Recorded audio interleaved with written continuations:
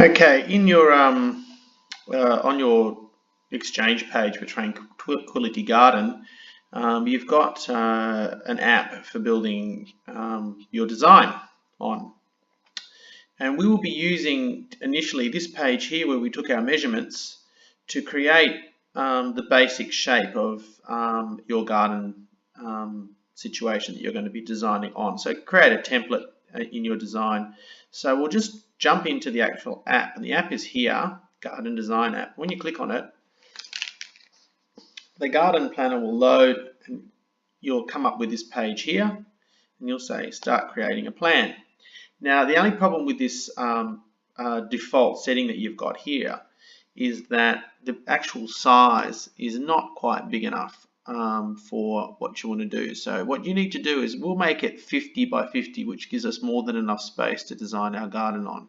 So we jump up here into settings and we go into the grid settings, and where we've got our default setting of 33 by 33, we are going to make this 50 meters, 50 by 50. And we're going to hit OK. And that is how we get our size to the size that we want. And then what we're going to do is we're going to jump down here into the zoom, and we're going to put it to 25. And that gives us our whole diagram. By zooming to 25%, you can see our whole grid here at 50 by 50 meters. And then, like I said, we're going to be using the page that we took our measurements on, which is this one here. So we're going to use those measurements to create an electronic version of our plan.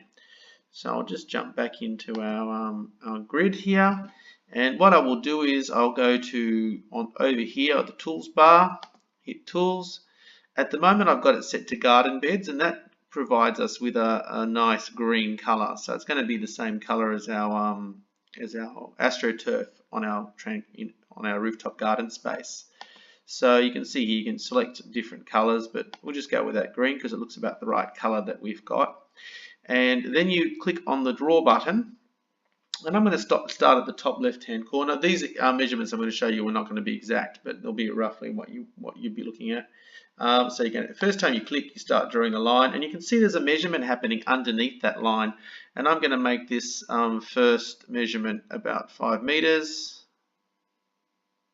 and click. And then the ramp's about 1 meter, so we'll go down, and this is the ramp, 1 meter, and then we're going to go across another 5 meters, giving us the total of roughly 10, which is roughly what we want.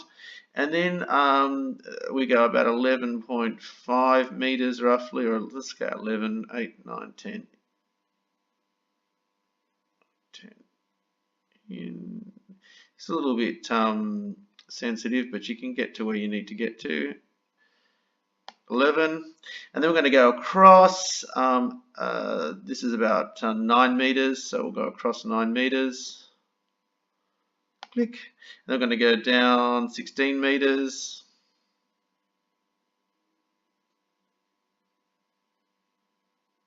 Click. And then we go across 4.5.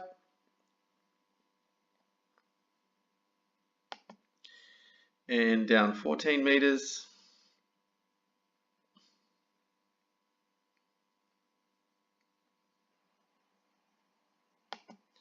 And then we go across about, let's say about 4.5 meters. And I think then we go up 5 meters.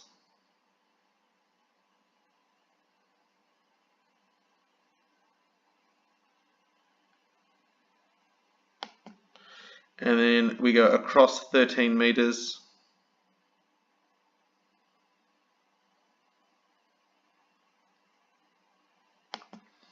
Up 7. Each time I click, you can see it's anchoring the line. Then we jump across 11. I think we're just about off the page, but no, we just made it. Click. And I'll be able to move this object anyway. And then we're going to go up 18 meters.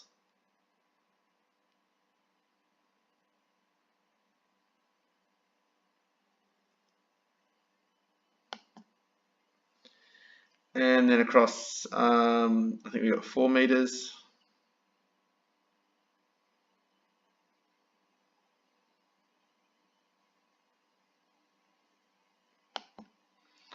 And then we just close out our design. Now, I obviously haven't got my measurements perfect, and that's probably why it's not exactly right. But